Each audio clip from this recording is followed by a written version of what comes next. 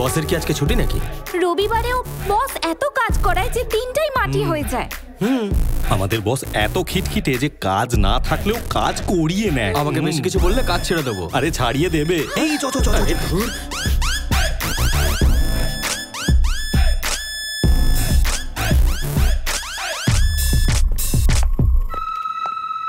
Good morning sir. মনে হচ্ছে রাতের নেশা এখনো কাটেনি। না স্যার, আমি তো এসব একদমই খাই না, আর রাতেও তাড়াতাড়ি ঘুমিয়ে পড়ি।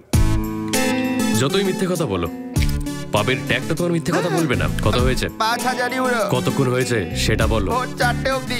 শুনে রাখো, আমার কিন্তু মন দিয়ে কাজ করা লোক পছন্দ, কাজের সময় ঘুমানোর লোকগুলো নয়। বাড়িতে গিয়ে ঘুমিয়ে পড়ুন। ধন্যবাদ স্যার। আর আজকে স্যালারি কাট। এসে গেল। তোমাদের 3 জনের স্যালারিও কাট। পেছনে মনে হয় দুটো চোখ আছে। আমাদের কিছু হবে না, আমাদের তো দেখতেই পাইনি। মিস্টার সত্য। হ্যাঁ স্যার।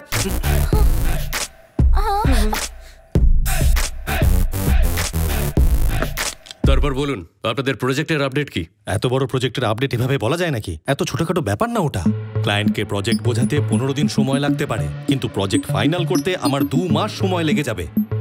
কেমন চুপ করিয়ে দিলাম দেখলে? জিও।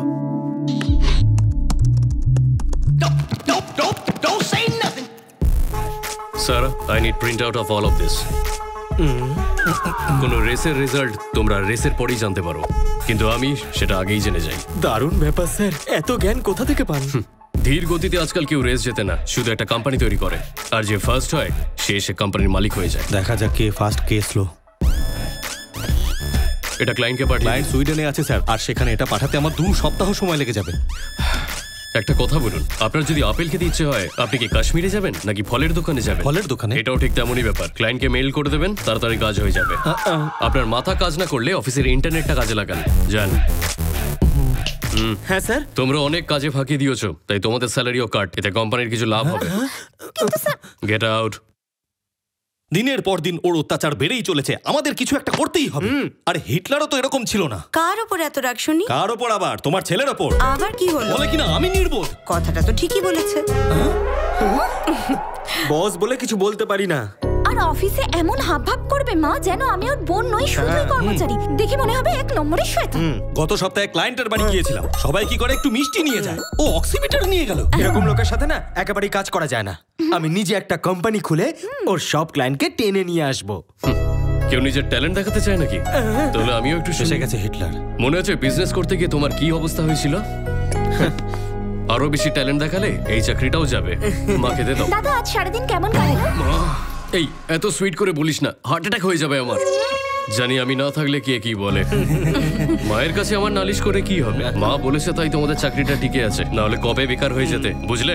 আমি তো খুব মন দিয়েই কাজ করি দাদা। একটা সত্যি কথা বলবো, কিছু মেয়ে আছে যারা মহাকাশে চলে গেছে, কিছু মেয়ে বাড়ির কাজ সামলাচ্ছে। তোমার দ্বারা কিছুই হবে না। দেখো না মা। মা কিছু বলবে? তুমি অফিসে বাবার সঙ্গে ভালো ব্যবহার করবে, একটু সম্মান দেবে। বাবা তো শুধু বাড়িতে, কিন্তু অফিস একজন এমপ্লয়ি। পুরো বিজনেসটা কিন্তু বাবার। তাই বুঝি? আমি রাত দিন পরিশ্রম করে এই জায়গায় পৌঁছেছি, গেম ডেভেলপ করে কোম্পানির লাভ বাড়িয়েছি। ওনার এই একটা ছোট্ট বিজনেসকে আমি এত বড় জায়গায় নিয়ে এসেছি। তার জন্য আমাকে কি করতে হবে শুনি? না, আমার বিয়ে দিয়ে দাও। এত তাড়াহুড়ো কিসের? এটা আমার জীবনের প্ল্যান মা। প্ল্যান করে বিয়ে হয় না বাবু, বিধাতা নিশ্চয়ই কাউকে না কাউকে তোমার জন্য এই পৃথিবীতে পাঠিয়েছেন। ওয়াও, কি রোমান্টিক। কবে তার দেখা পাবো?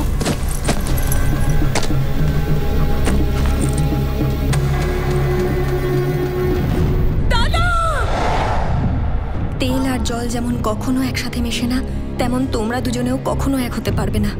আর এটা ভাবতেই আমার কষ্ট হয়। তোমাদের দুজনের সাথে থাকতে চাই আমি, কিন্তু তোমরা শুধু নিজেদের ইচ্ছেগুলো নিয়েই ব্যস্ত। কেউ আমার কথা ভাবলে না, তাই আমি তোমাদের থেকে দূরে চলে যাচ্ছি। প্রণাম নিও, দীপা। যেভাবেই হোক দীপাকে খুঁজে আনতে হবে। যেখান থেকে পারিস আমার মেয়েকে আমার সামনে নিয়ে আয় তোরা। এইবার জমবে আসল মজা। ওই মেয়েটা দুজনকে ছেড়েই পালিয়েছে, ওকে ধরার এটাই সেরা সুযোগ। যেখান থেকে পারিস ওকে ধরে নিয়ে আয়। এবার দেখি ওকে বাঁচাতে বাবা আসবে নাকি ওর মামা। প্রতিশোধ নেওয়ার এটাই সেরা সুযোগ। ওর কলেজে খোঁজ নে, ওর বন্ধুদের কাছে খোঁজ কর, আবার ওই মেয়েটা চাই।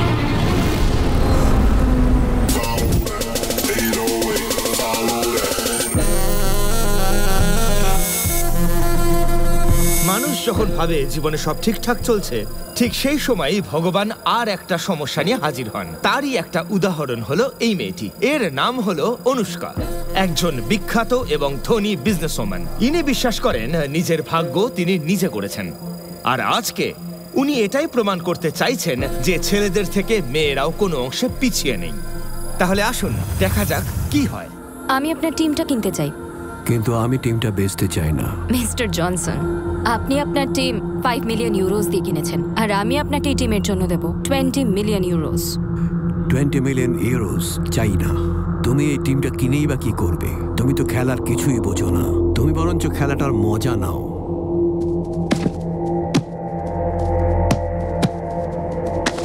তোমার কি ওদের খেলা দেখে ভয় লাগছে? ভয় পাবো আর আমি? পারবে আমার সাথে? তুমি?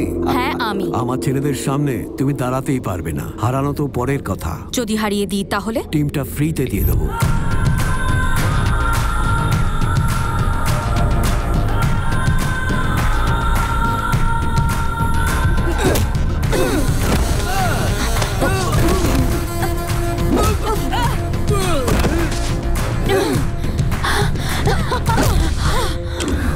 যদি আমার কথা শুনতেন তাহলে ওই 20 মিলিয়ন ইউরোস আজ আপনার অ্যাকাউন্টে থাকতো। আমাকে চ্যালেঞ্জ করে ভুল করে ফেললেন।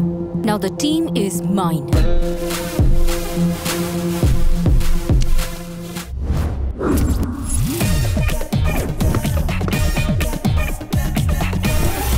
এনার নাম হলো শঙ্কট রাও।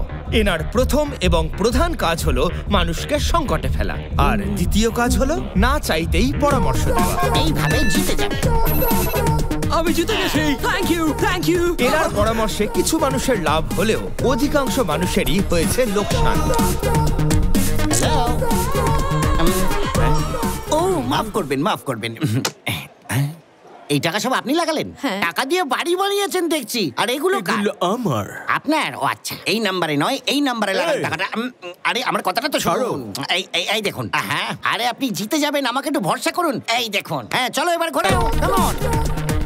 উনি তো জিতছেন। এইবার জিতলো। এই আমার টাকা ফেরত দাও। আমি নিয়েছি নাকি যে ফেরত দেবো? জুয়া খেললেন আপনি আর হারলেন আপনি। জানেন না জুয়া খেলা খুব খারাপ? এই টাকা দাও। বন্দুক কেন দেখাচ্ছেন? কত টাকা বললেই তো 2 মিলিয়ন ইউরো। 2 মিলিয়ন? আমার কাছে এই 10 টাকার নোটটা তো শূন্যগুলো লাগিয়ে নেবে। এক সপ্তাহের মধ্যে টাকা চাই। What the hell is this? এর ব্যাপারে আমাকে আগে জানাওনি কেন? আমি এটা আজকে সকালেই হাতে পেয়েছি ম্যাম। আসলে এটা লকারের মধ্যেই ছিল। খুলতে গিয়ে দেখি এটা আপনার প্রপার্টির পেপার, আর এতে লেখা আছে আপনার বাবার সব সম্পত্তি আপনি তখনই পাবেন যখন আপনি কোনো ভারতীয়কে বিয়ে করবেন, তাও 1 মাসের মধ্যে। আর সেটা না করলে এই সব সম্পত্তি কোনো ট্রাস্টের নামে চলে যাবে। কি? ম্যাম, আপনার হাতে 30 দিন আছে। 30 দিন? আমি আমার জন্মদিনের প্রিপারেশন 3 মাস ধরে করি, আর এখন আমার লাইফ পার্টনার চুজ করব, আর তাও 1 মাসের মধ্যে। মিস্টার শঙ্কট রাও, তোমার কিছু বলার নেই?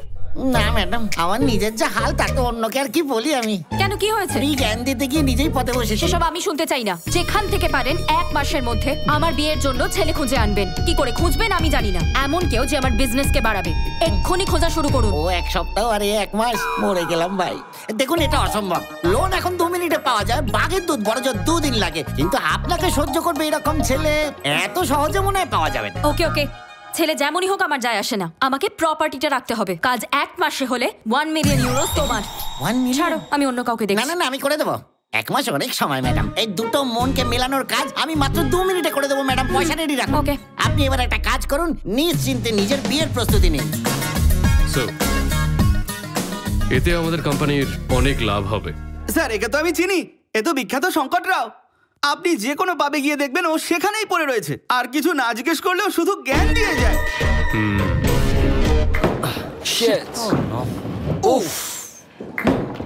কি যে করে এরা এখানে। এত বড় একটা বল সেটাও ফেলতে পারছে না। এই চুপ কর শঙ্কর, তোর 1 মিলিয়ন ধর। কিছুই পারে না এরা।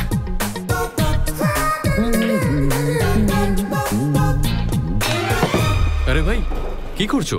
তোমরা তো একদম ভুল খেলছো। তোমরা কি শিখতে চাও? ওই দেখো, ওই আঙ্কেল দারুণ শেখাতে পারেন।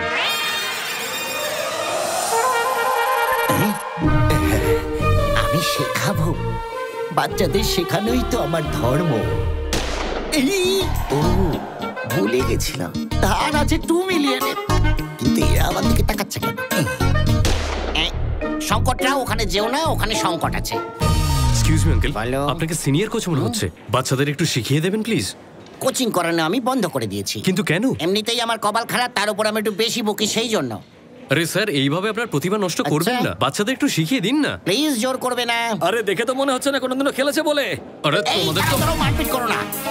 মনে হচ্ছে ওরা আমাকে এখনো ভালো করে ঠিক চিনতে পারে। এবার তুমি সরে যাও আর দেখতে থাকো। বলটা দেখি। এবার বাঁ হাত দিয়ে ধরো, আঙ্গুলটা এর ভেতরে ঢোকাও, তারপর এইভাবে পেঁচিয়ে গিয়ে একটু স্টান্ট নাও, যেন পুরো শক্তিটা তোমার হাতের মধ্যে থাকে। বুঝতে পেরেছো বিদেশি হনুমান? এবার সরে যাও পেছন দিকে, তারপর দেখো ভালো করে, আর আস্তে আস্তে গিয়ে